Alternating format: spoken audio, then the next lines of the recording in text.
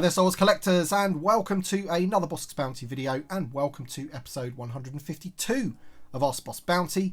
This is the Q&A series that drops every Sunday. I'm sure you know by now. I take your questions from the comment section below and do my best to answer them for you. So if you do have a question that you want answered, leave it in the comment section below and hopefully you'll be featured next week. Don't forget to drop a like down below on this video if you do happen to enjoy it. And before we get onto this week's questions, I just want to say a big thank you to Robert Smith, who has upgraded his channel membership to Trandoshan Warrior. So thank you so much for that. Once you've been a member at Trandoshan Warrior level, you do qualify for a Bossk Bounty patch. So make sure you get in touch with me once you've been a member for 2 months and we'll get one of those sent out to you. So thank you so much for that, Robert. Also, I want to say a big thank you to Dustin Potts because he actually sent me this.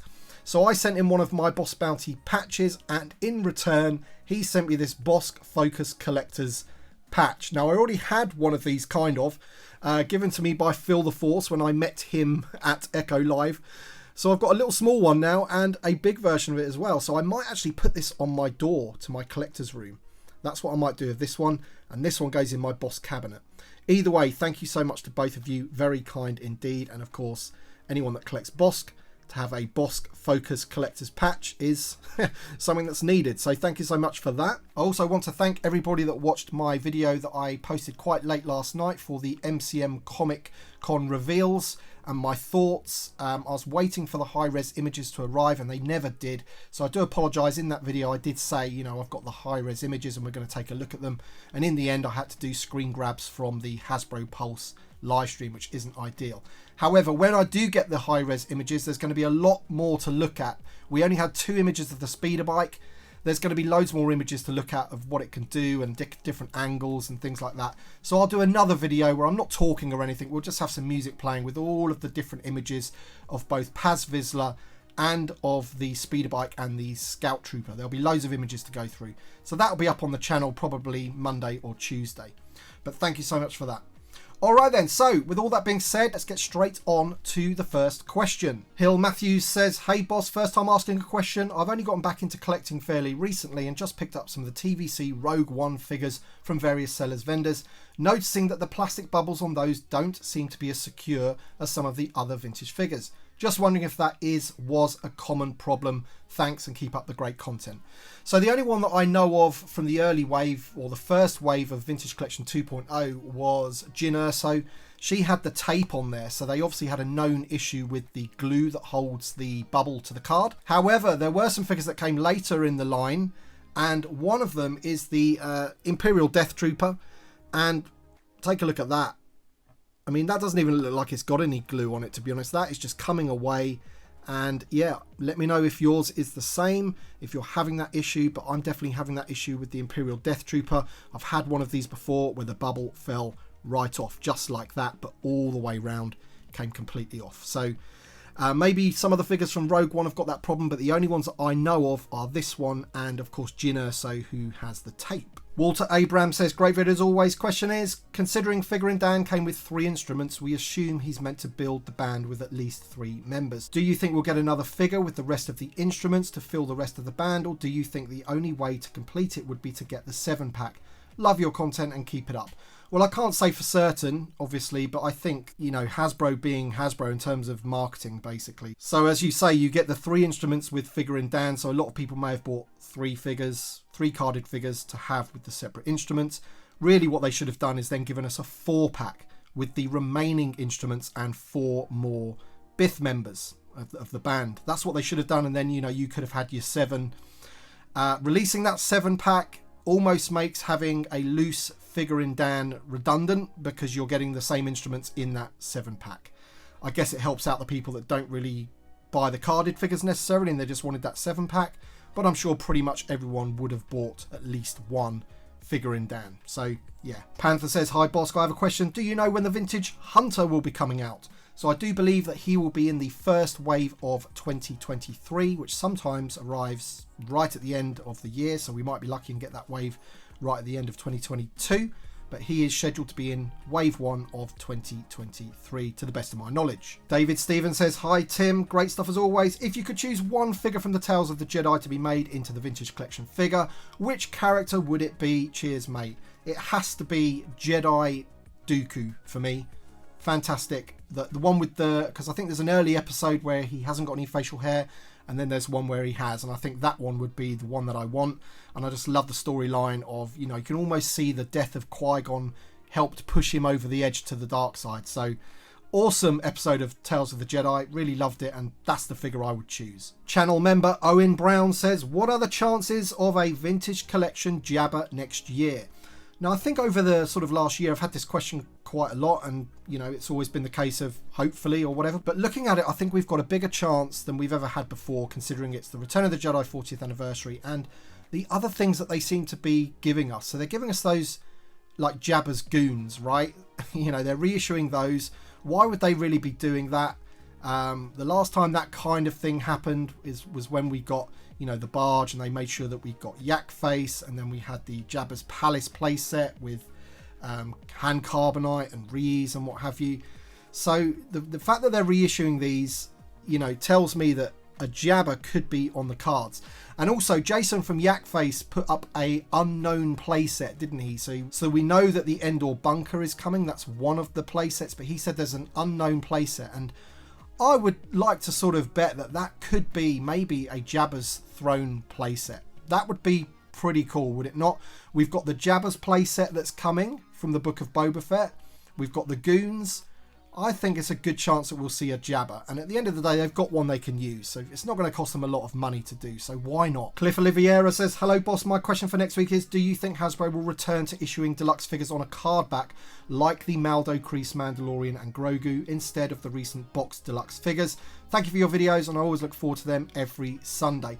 Thank you so much for the question, Cliff. Now, I interviewed Patrick at the MCM Comic Con yesterday, and that was exactly one of my questions. And I will be publishing that video of the interview, but, I'll give you a little teaser of that interview in this video, seeing as you've asked the question. And unfortunately, yeah, they're going to stick with those boxes. I was specifically asking about Paz Vizsla, and many people would like him on a card back, and the Dark Trooper and what have you. Now, Patrick did say that they're not going to go back to those bigger cards, because he doesn't actually like how those turned out with the spiders, and that's why they kind of moved to those boxed ones in the first place. But unfortunately, judging by his answer, it doesn't look like they're going to be putting figures on card backs that are deluxe, which is a bit of a shame. Obviously they did it with Ahsoka, and the Incinerator Trooper. So I did say, maybe we could have a Dark Trooper without that little charging station or whatever, but he didn't seem to confirm that. You never know though in the future, but those sort of boxed deluxes in terms of deluxe figures are unfortunately here to stay. Ashley Williams says, hey boss, my question is, what is your most anticipated figure out of the remaining 96?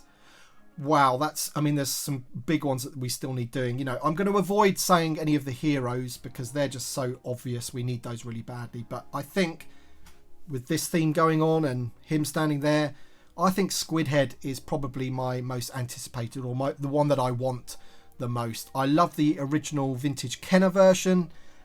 Great figure in its own right, that one still, by the way. The head sculpt on that's fantastic. So yeah, that's one that I would really like them to update. It's one that I've mentioned a lot over the years on my channel, and it would be great to have them in the vintage collection fully updated and what have you. So we'll have to wait and see what they do with that.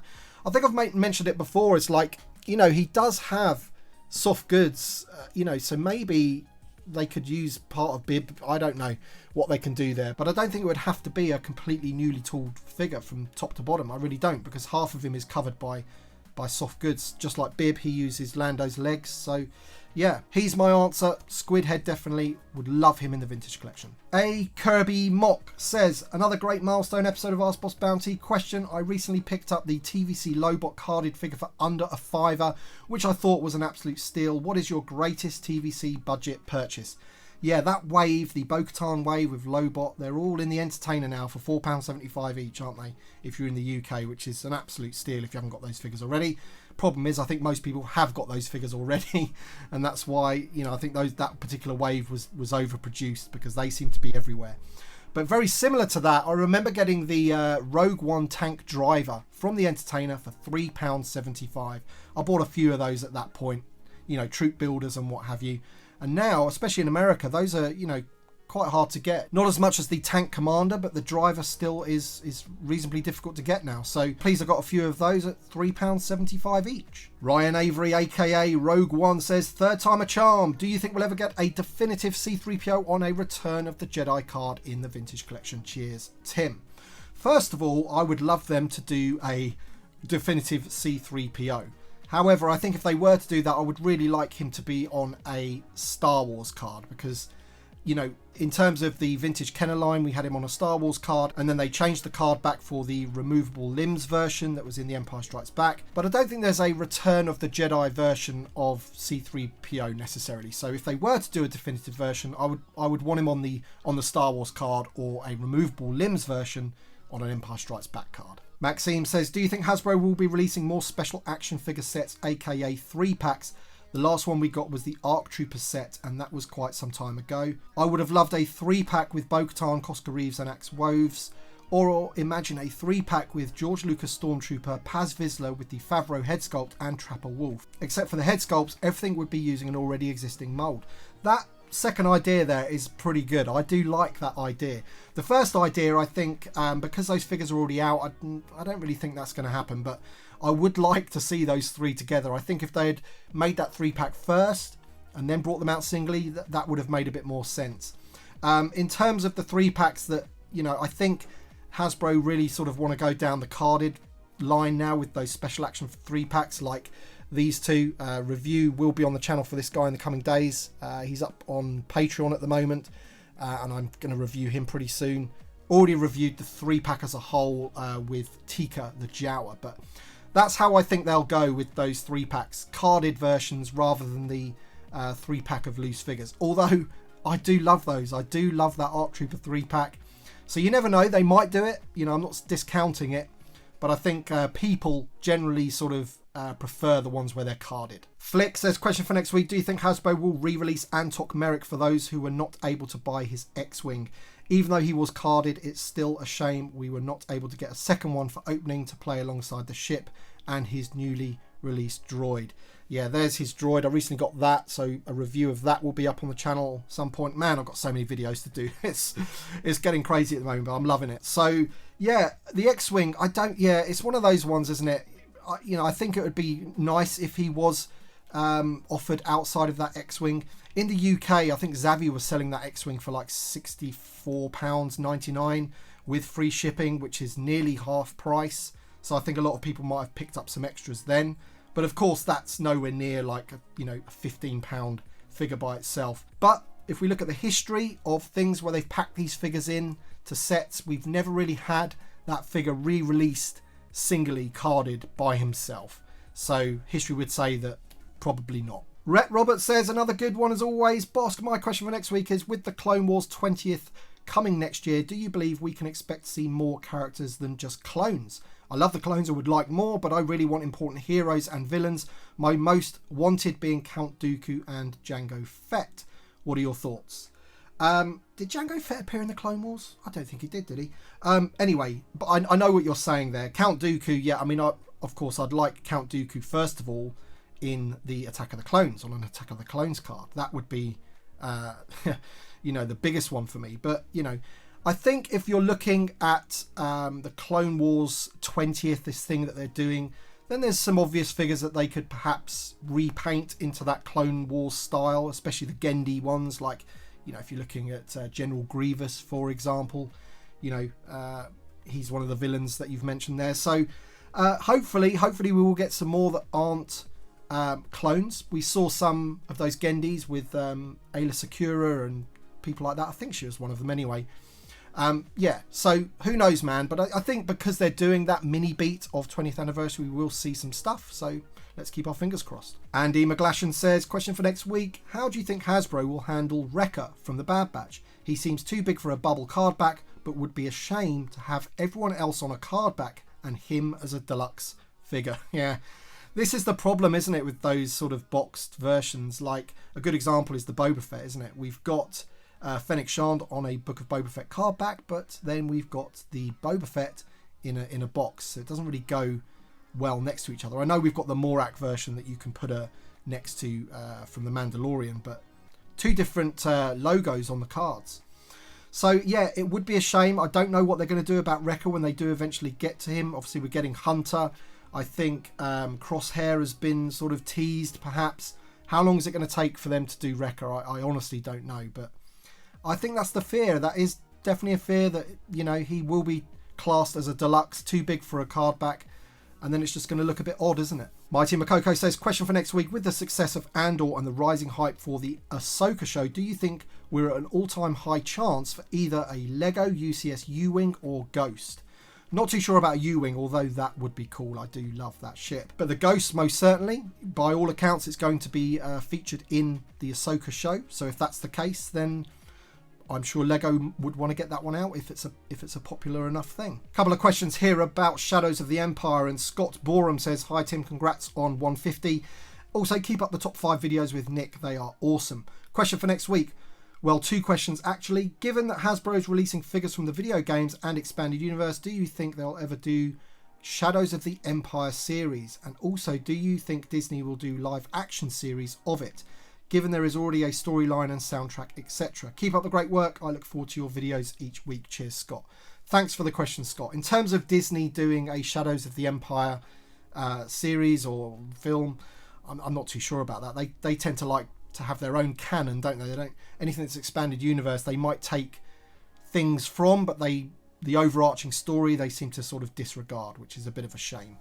In terms of Hasbro doing figures for them, again, they seem to be enjoying the Gaming Greats line, and with the Gaming Greats line, most of the time the figures are retools, repaints. So if there's a way of getting like a Dash Rendar, for example, and I want to just say a shout out to Carmelo Sandoval, who says, you know, he's asking about the Dash Rendar in TVC. So, you know, if there's a way that they can get that figure out into Gaming Greats, for example, then they will do it. But I think if it's going to need an all-new figure, then the budget's going to be spent elsewhere. Reckless Deck says, hi Tim, question for next week. Do you think Disney would ever retcon the entire sequel trilogy and take the future in a different alternate direction in the Mando and Ahsoka universe?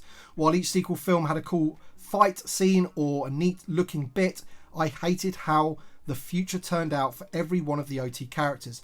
Watching Han, Luke and Leia come back as older, lonely, and for the most part failed versions of themselves, and then watching them die one by one, was a version of this story I never wanted or needed. And I thought the First Order was weak and microwave reheated version of something with way more punch. Do you think there's any hope that with the introduction of Thrawn, Disney might start to course correct? I don't think they will. I think, you know, there's even rumours of like a film coming out that's in that timeline, which, oh man, just, in my opinion, just leave that alone for a little bit. I'm with you. I don't really like the sequel trilogy films as much as others, and they weren't how I thought they were going to be. But ultimately, they made Disney a lot of money. Okay, so I don't think they're going to just like retcon those. They're just a thing that's there. Certain people enjoy them, certain don't. I don't think they're gonna retcon them. What I do think is they, you know, when they talk about Thrawn, they can use Thrawn in other things, can't they, around that Mando universe without sort of retconning anything in the future. And I think that's probably the course that they'll go. Geek Strong says, hey brother, great videos. Question, on Halloween, do you dress up when trick-or-treating with your son, and have you ever dressed up as Bossk on Halloween? And what is Little Boss dressing up this Halloween? PS, have you seen my video, Don't Scream? I haven't, but now you've mentioned it, I will check it out. To be honest, in the UK, you know, Halloween is a thing, you know, some people dress up, but it's nowhere near as big as it is in the States. I know you guys over there absolutely love it. You know, you get dressed up, go trick-or-treating. I used to do a bit of trick-or-treating when I was little, but it was more about being a menace, really, and spraying silly string over people's houses and things like that, and, you know, getting free sweets than sort of enjoying Halloween.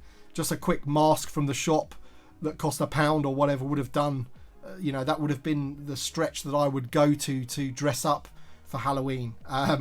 So no, I don't have a Bossk costume. I have a mask, but it's not a wearable mask, and I have the Bossk hands that I've used in a couple of videos before. But no, I haven't got a Bossk costume. But if I did go out on Halloween and I had the Bossk costume, 100% I'll be wearing that, of course. Pesto Pizza 2001 says, "Hi Bossk, I've been dying to ask this for ages. How much is the tooling costs for an average TVC figure in 2022? Because it's mentioned all the time. How bad could it be on a 3.75 inch figure?" Now, this isn't something that I'm like massively in the know of, and I could be completely way off. But I've always heard figures around $100,000 banded around as being the cost from start to finish, like, you know, design, digital sculpts, tooling. To get a figure out, it's about $100,000. This is what I've heard, but I could be completely wrong about that. So if you think about Hasbro, for the budget for the vintage collection per year, say has 12 completely newly tooled figures, that's $1.2 million.